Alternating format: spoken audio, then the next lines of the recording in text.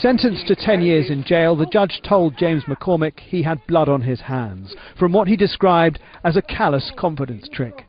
He has shown no shame, he has shown no remorse, and he carried on with a complete cavalier disregard for the consequences of his con trick.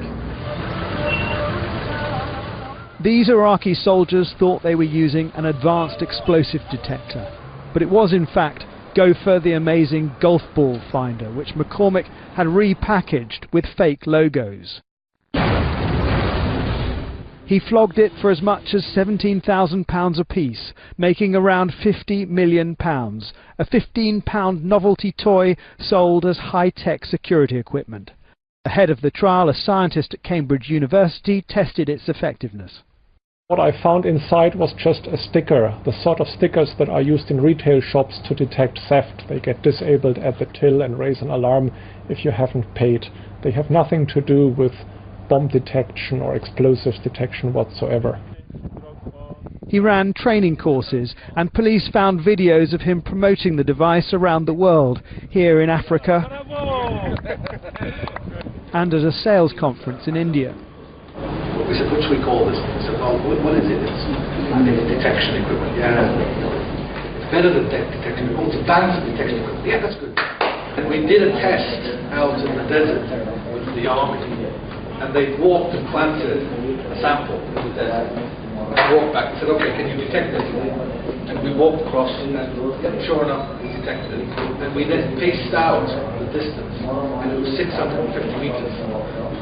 So we called it ADE 650. These devices contain absolutely nothing inside.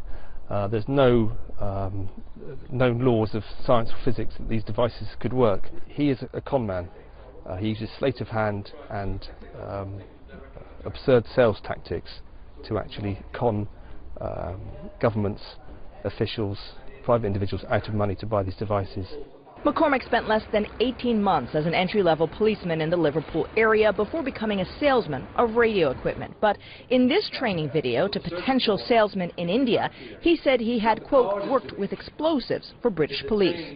It was the Made in the UK label that tipped British police off. They found that McCormick had the components made separately, then assembled them here at a cost of less than $60 each.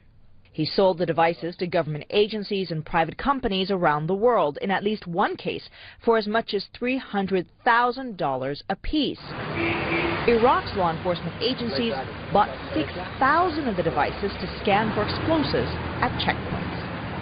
So just how much money did James McCormick make off this scam?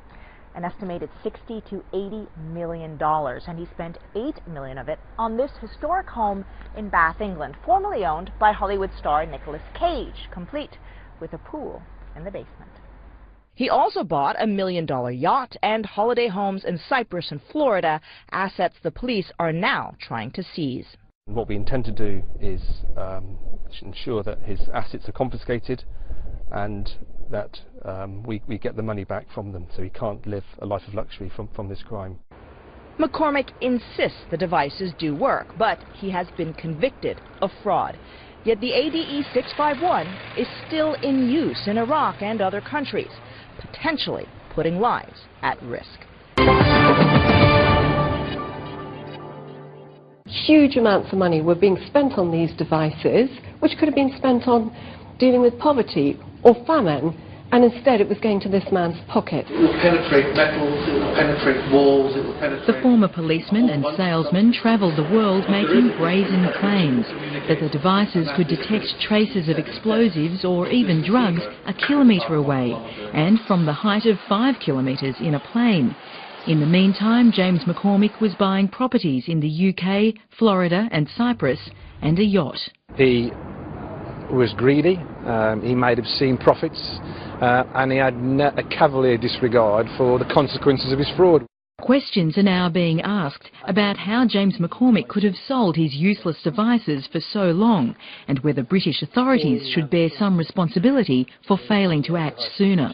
James McCormick is now behind bars in Britain, but he leaves behind the horrifying possibility that elsewhere his devices are still being used and trusted.